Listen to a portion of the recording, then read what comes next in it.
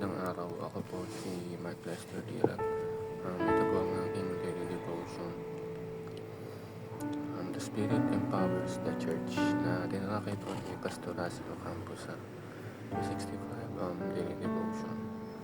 Ang Bible verse po ngayong araw ay galing sa Acts chapter 1 to 8. Chapter 1 verse 8. Sabi po nito ay, "But you will receive power when the Holy Spirit comes on you, and you will be my witnesses in Jerusalem, in all in Judea, Samaria, and to the ends of the earth." Pag isip po natin ang pangyarihan ng Holy Spirit ay tayo ay magiging magpapakatotoo sa Diyos hanggang sa dulo ng mundo. Ang unang teaching is, the Spirit gives power for witnessing. Tayo po ba ay experience na ang presensya ng Diyos? Tayo ba ay nagpapakatotoo sa Diyos? Dahil dati ang disciples ni Jesus ay gulong-gulo ang isipan nila. Ngunit may sinundan silang Bisaya na ito ay si Jesus. Sinabi ni Jesus ang magandang balita sa kanila. At nung namatay si Jesus, maging totoo talaga ang mga sinabi ni Jesus. At dahil walang tao ang muling nabuhay dito sa mundo katulad ni Jesus.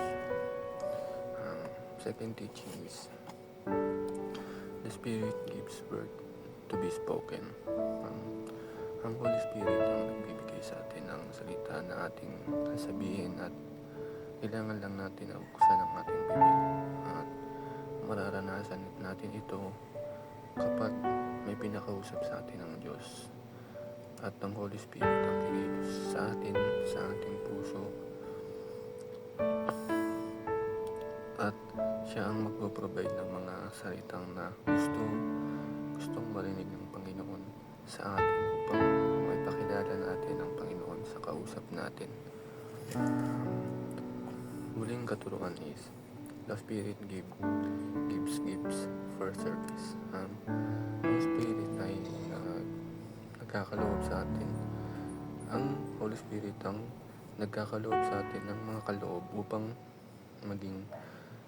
makapaglingkod tayo sa Diyos. At kung ang natanggap natin na gift, which is mag-serve tayo ng buong puso. At kung ang na-receive natin gift is prophecy, mag-prophesy tayo with all our heart, dahil ito ay binigay ng Panginoon at huwag natin itong isa sa walang bahala.